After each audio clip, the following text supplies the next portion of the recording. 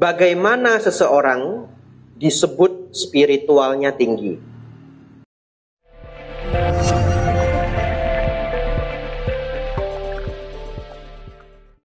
Bapak Ibu Saudara, pertanyaannya, kalau para biku hidup dari Pindapata dengan tidak vegetarian, siapapun bisa membagi apa makanan yang ada di rumah, betul ya? Jadinya tidak memberatkan. Para biku bisa mengembara sampai dimanapun, tidak khawatir tidak dapat makan, karena siapapun bisa berdana makan. Setuju Bapak Ibu? Setuju. Agama Buddha menyebar dari India naik ke atas. China, Jepang, Korea, turun ke bawah. Myanmar, Thailand, Laos, Kamboja, turun ke Indonesia. Dulu Indonesia 500 tahun yang lalu hampir Buddhis semua. Terutama Sumatera, Jawa, Sulawesi, dan sebagian Kalimantan. Hampir Buddhis semua. Bapak Ibu Saudara, ada satu hal yang tidak terpikir Bapak Ibu. Bagaimana jika biku itu datang di desa, kota yang baru, tidak pernah ada biku, tidak pernah ada Pindapata. Betul ya? Gimana cara mendapat makanan? Nah, ini benar-benar terjadi pada seorang biku. Beliau sudah meninggal. Namanya Bante Damaudo Mahatera. Beliau 9 tahun berlatih di wiharanya Acanca, Wat Pa Nanachat. Ya, Pa itu artinya hutan, Nanachat itu artinya internasional. Jadi kalau diterjemahkan, wihara hutan internasional. Murid yang di sana semua biku orang luar negeri. Jadi orang Thai saja tidak bisa masuk di sana. Kalau orang Thai nanti ada satu wihara lagi khusus orang Thai. Wat Pa Nanachat, semua orang luar negeri. Bapak Ibu Saudara, setelah 9 tahun di sana beliau berlatih, beliau memutuskan untuk pulang ke Malaysia karena beliau melihat tidak ada yang paham dharma yang benar-benar sesuai dengan apa yang diajarkan Sang Buddha di zaman dulu. Kebanyakan yang berkembang di Malaysia pada saat itu yang sudah berubah bentuk. Akhirnya beliau memutuskan untuk pulang. Beliau tinggal di satu daerah namanya Perak. Beliau menemukan gua yang cocok. Beliau tinggal di goa. Tidak ada wihara. Lalu Bapak Ibu Saudara, paginya beliau Pindapata. Bapak Ibu bayangkan ya. Beliau ambil bowl Bapak Ibu. Jalan di pasar. Sepanjang jalan. Nah, Pindapata yang benar itu tidak boleh bicara satu patah kata pun. Ini yang benar. Ini yang benar. Tapi di Indonesia kita sulit mempraktekkan yang benar. Yang benar itu bawa bowl, mata melihat di jalan, jarak 2 meter, jalan. Tidak boleh bicara. Kenapa di Indonesia susah mempraktekkan ini? Karena pasti ketemu umat Buddha yang ceria. Namo Buddhaya Bante. Selamat pagi Bante, betul? Jadi kalau kita ikuti aturan ini, Namo Buddhaya Bante. Bante selamat pagi. Bante Abhijato ya? Diam. Tadi sudah mau dana lemper Bapak Ibu. Sombong sekali rupanya Bantenya. Nggak jadi. Nah, Bantenya kelihatan ceria kalau di YouTube. Kalau ketemu sombongnya minta ampun. Nggak jadi lempernya. Terus ada Bante di belakang. Selamat pagi Bante. Selamat pagi Bu. Nah lempernya dia yang dapat Bapak Ibu.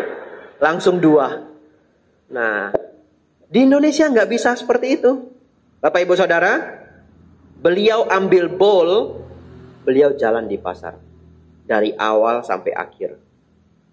Setelah tiba di akhir nggak dapat apa-apa. Balik lagi dari akhir jalan ke awal. Semua orang liatin. Gak ada yang ngasih apa-apa. Gagal Bapak Ibu. Setelah sampai di awal, coba jalan lagi sekali. Pantang menyerah. Tidak dapat apa-apa.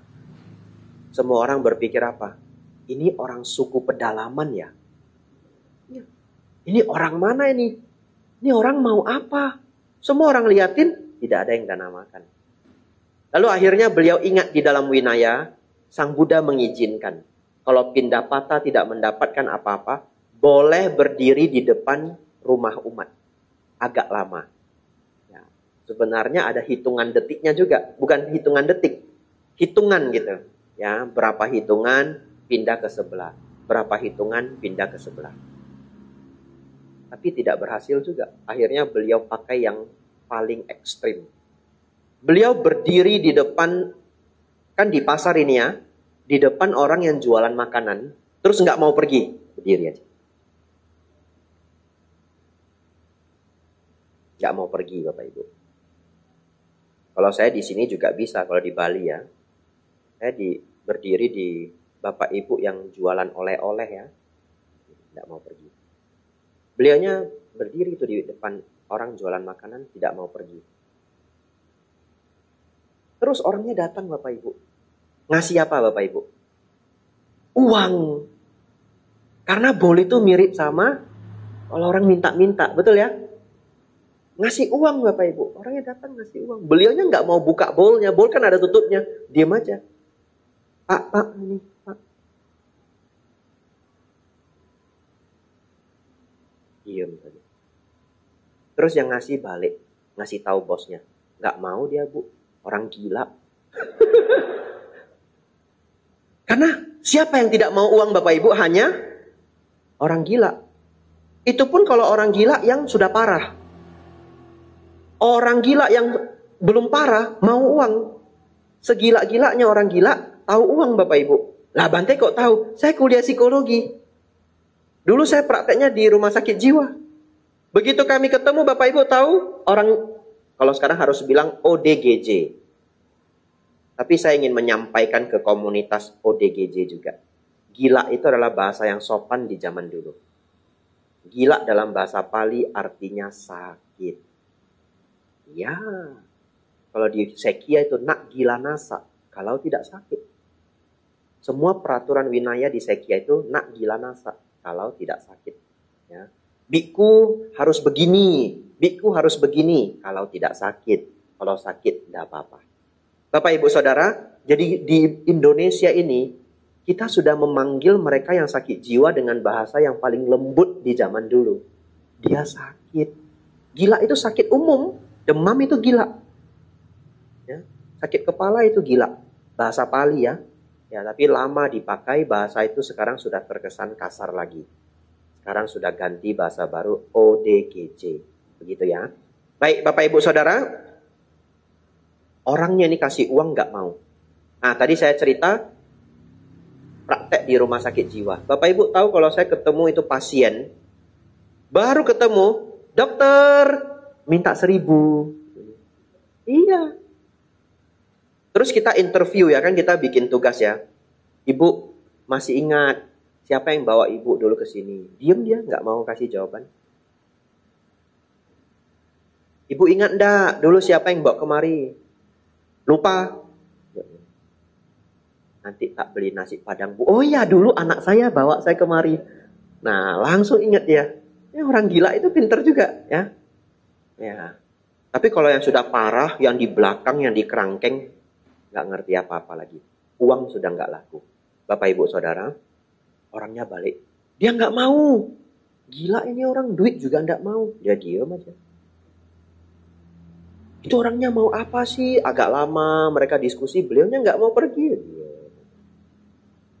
Akhirnya ada yang kreatif Bapak Ibu. Datang bawa kue. Nah, begitu kue mendekat, langsung tutup bowl itu terbuka Bapak Ibu. Tidak ngomong apa-apa, buka ini. Kue masuk.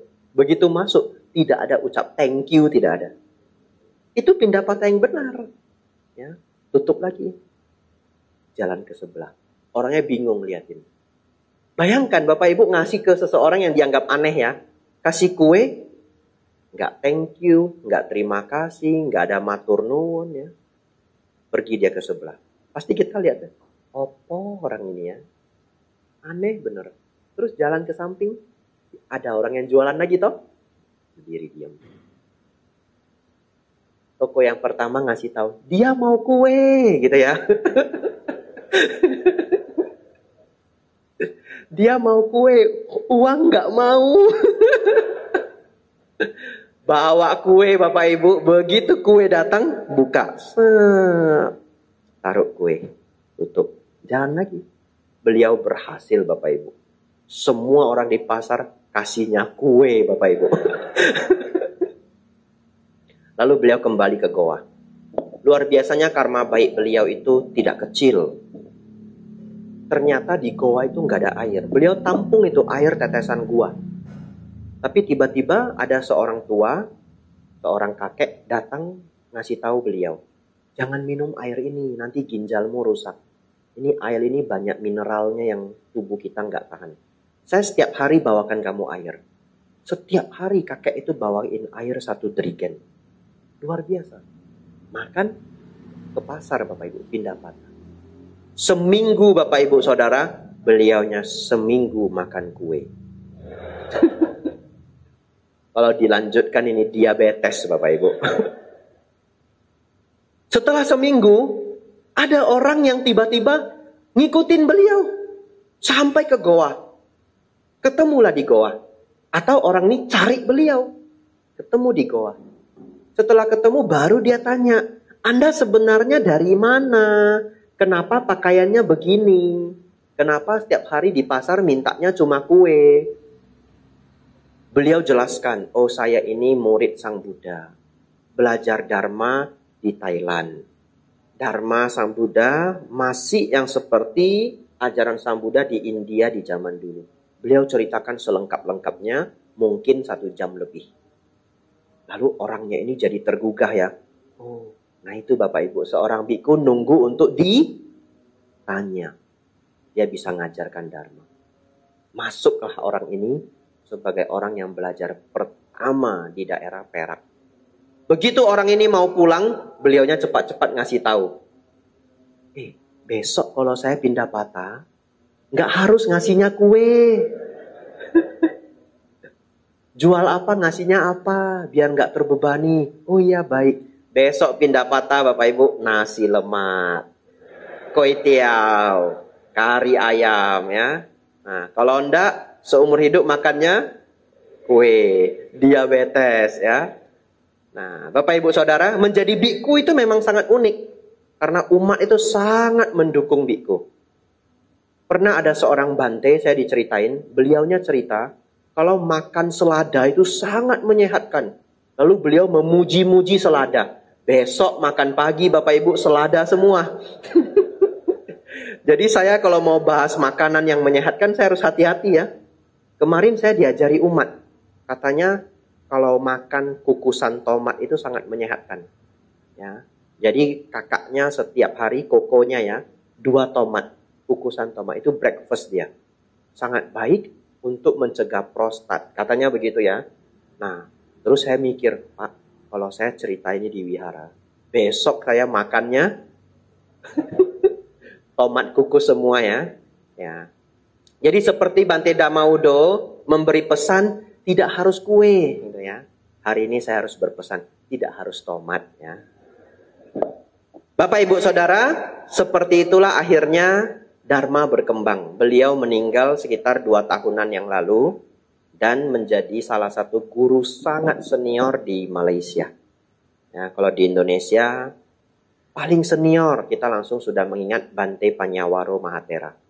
Mereka yang di Malaysia paling senior, mereka langsung sudah ingat Bante Sri K. Damananda dan Bante Dhamaudo Mahathera. Bapak Ibu Saudara, kita lanjutkan. Terakhir ya, sudah 8.30. Belum 7 Bapak Ibu, cuma 4 ini. Tapi kalau di Thailand, kita ujian Dhamma itu pertanyaannya 7. Jawabnya cukup 5. Ya, dari 7 dipilih 5. Baik, saya akan tutup dengan pertanyaan kelima karena berhubungan dengan topik saya. Brahma Wihara dan kesucian. Kesucian sudah kita bahas kemarin. Jadi yang tidak ikut kemarin, nanti nonton ceramahnya via online. Ini pertanyaan terakhir, setelah itu Bapak Ibu silahkan bertanya. Bagaimana seseorang disebut spiritualnya tinggi? Kalau kemarin kita belajar, seseorang disebut suci itu karena dosa loba mohanya sudah menurun, tinggal sedikit atau sudah lenyap. Betul Bapak Ibu? Baik, bagaimana seseorang dikatakan spiritualnya tinggi? Silakan Bapak Ibu hafal. Tidak banyak saya jelaskan, ini singkat saja. Tapi saya ingin Bapak Ibu ingat 7 ini sampai waktu yang panjang. Karena ini penting. Inilah yang disebut spiritualnya tinggi. Spiritual itu tinggi kalau karakternya adosa, aloba, amoha. Kemarahannya sedikit, keserakahan sedikit, ego, kesombongan sedikit, atau bahkan sudah lenyap. 4 lagi, punya meta, karuna, mudita, upeka. Orang yang spiritualnya tinggi, Anda boleh lihat dia mau dari agama apapun. Kalau tidak memenuhi 7 kriteria ini, sulit bagi kita mengatakan dia spiritualnya tinggi. Tapi kalau Bapak Ibu ketemu orang yang spiritualnya tinggi dari ajaran apapun, perhatikan saja, sifatnya itu mirip. Sifatnya apa? Adosa, aloba, amoha, meta, karuna, mudita, upeka. Saya bahas 4 ini karena yang 3 sudah saya bahas kemarin. Meta dengan karuna. Ini yang paling sering umat Buddha sulit memahami. Karena kalau diterjemahkan terlalu mirip. Yang satu cinta kasih, yang satu belas kasih. Bedanya adalah ini Bapak Ibu. Meta itu mengharapkan orang lain bahagia. Karuna membantu seseorang keluar dari penderitaan. Baik, saya beri contoh. Kalau di dekat rumah Bapak Ibu, ada anak kecil kena disentri, muntah berak. Disentri parah. Dan anak balita itu kalau kena disentri parah bisa meninggal Bapak Ibu. Ya, jangan menganggap remeh disentri pada anak. Lalu, karena keluarganya tidak, keluarga ini kesulitan membawa anaknya untuk ke rumah sakit, Bapak Ibu inisiatif. Saya bawa aja ke rumah sakit. Biaya saya yang tanggung. Itu meta atau karuna Bapak Ibu? Karuna. Karena ingin membebaskan seseorang dari penderitaan. Kalau meta bagaimana Bante? Ingin makhluk lain bahagia. Dia tidak harus menderita. Dia sudah bahagia, kita mau tambah kebahagiaan dia, itu pun boleh. Namanya meta. Bagaimana contohnya? Bapak Ibu misalkan masak kolak. Setelah masak kolak yang begitu banyak, bagi ke tetangga. Pertanyaan saya, apakah tetangga Anda sedang kesulitan hidup? Enggak. Dia happy-happy saja. Tapi Bapak Ibu bawakan makanan, dia tambah happy. Jadi kita lebih sering menggunakan kalimat praktek meta. Kenapa? Karena kita tidak tahu orang yang kita bantu itu apakah sedang menderita atau tidak. Begitu ya? Kita universal saja membantu. Tapi kalau Anda tahu orang ini sedang menderita, korban kecelakaan, korban kebakaran, Anda bantu, itu namanya karuna. Ketiga Bapak Ibu, mudita. Mudita itu senang melihat orang lain bahagia. Senang melihat orang lain sukses. Ini kelihatan sepele Bapak Ibu. Tapi saya beritahu Anda, ini adalah rahasia hidup bahagia. Ya. Rahasia hidup bahagia itu adalah membuang kecemburuan. Sebenarnya kalau umat Buddha itu mengerti hukum karma, tidak selayaknya punya sifat cemburu dan iri hati. Kenapa? Karena tidak masuk akal. Tidak masuk akal. Apa maksudnya tidak masuk akal? Kalau hari ini rumahnya 2 kali lebih besar dari rumah kita. Mobilnya 3 kali lebih mahal dari mobil kita. Bukankah itu adalah buah karma baik dia sendiri? Betul? Apakah dia tidak berjuang untuk memupuk karma baik di kehidupan lampau?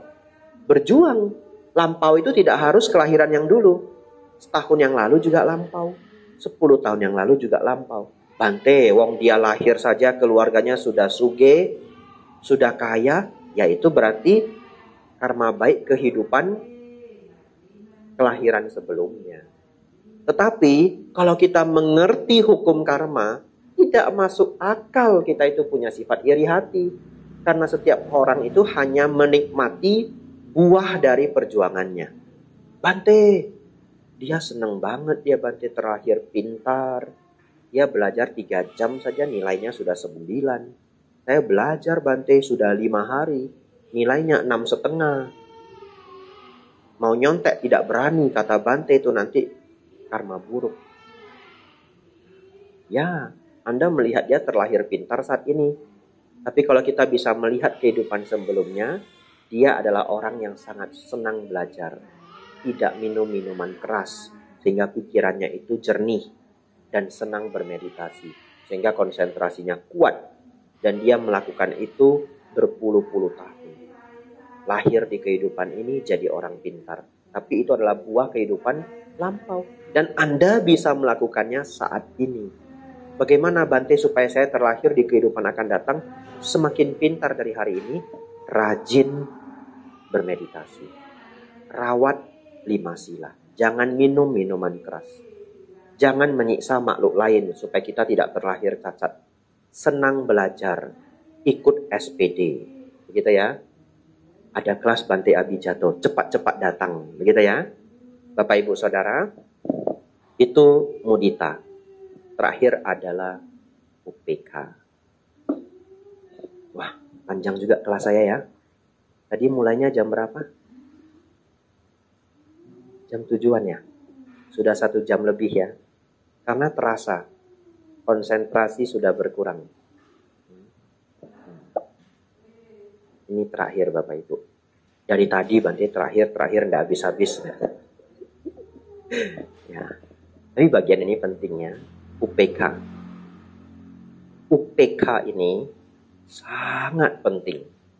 Terutama kalau Anda orang baik. Ya. Terutama kalau Anda orang baik. Kalau Anda orang baik, lalu empati Anda sangat tinggi, Anda bisa duka juga. Ada umat Buddha yang sangat baik. Cerita ke saya. Bante, dulu saya sering duka. Kenapa? Kalau saya lihat orang di rumah sakit kena kanker, saya serasa kena kanker. Kalau saya melihat orang itu hidupnya susah, saya merasa seperti hidup susah. Jadi sangat merasa. Melihat orang sedih, dia ikut sedih. Melihat orang sakit, dia ikut sakit. Ternyata secara dhamma, setiap bentuk penderitaan batin adalah kotoran batin. Ya, walaupun maksudnya baik. Jadi kalau Bapak, Ibu, Saudara-saudari bersedih terlalu berat karena melihat orang lain itu bersedih, itu bukan hal yang baik secara dhamma. Tetapi tentu kita akan tersentuh, betul ya? Tentu kita akan tersentuh. Tapi jangan sampai membuat hidup kita menjadi sulit. Oleh karena itu, kita harus tiru para dokter. Dokter itu menyembuhkan penyakit kita. Sesakit apapun kita datang, dokter masih bisa senyum. Betul ya? Kadang-kadang stres juga ya. Kita misalkan seseorang usus buntu, Bapak Ibu sakitnya, minta ampun, wajah sudah hijau. Dokternya masih bisa, selamat pagi. Ini sakit sudah berapa jam? Namanya siapa? Kita sudah mau mati Bapak Ibu Saudara ya. Tanya nama siapa itu. Nah, tetapi kenapa dokter itu tidak bisa ikut sakit seperti kita? Karena dokter sudah terbiasa. Dan dia tahu tugas dia adalah menyembuhkan rasa sakit kita. Dokter ikut sakit ada gunanya enggak? Anda mau enggak? Anda sakit, kaki kejepit, atau jangan Anda lah orang lain ya. Jadi takut kita ya. Bapak Ibu Saudara, bayangkan seseorang kakinya terjepit, tangannya terjepit, usus buntu dan sebagainya. Datang ke dokter. Dokter, ini tangan saya, ini luka, ini berat. Lalu dokternya juga ikut nangis. Waduh, kasihan kamu. Lalu dokternya tangannya gemetar. Gimana ini Pak? Gimana Anda kok bisa begitu? Gitu. Anda berani nggak ke dokter seperti itu? Anda langsung pulang Bapak Ibu ya. Oleh karena itu dokter itu harus kuat. Kalau Anda ingin jadi murid Sang Buddha, Anda harus jadi orang baik hati yang batinnya kuat. Kita sebut sebagai UPK. Melihat makhluk lain menderita, ditolong. Bukan ikut menderita. Betul ya? Ada orang jatuh ke selokan, Anda tidak harus menangis, lalu sambil liatin, sambil sedih. Mau ngangkat dia udah nggak kuat karena badan ini lemas gitu. Nggak ada gunanya. Tenangkan diri. Setiap orang menjalani karmanya masing-masing. Semoga orang ini bisa terbebas dari duka. Kalau Anda sanggup membantu, bantu. Kalau Anda tidak sanggup membantu, beritahu orang lain. Mungkin ada yang bisa membantu. Kalau tidak ada yang bisa kita lakukan, kita beri harapan baik. Ya, semoga dia terbebas dari duka.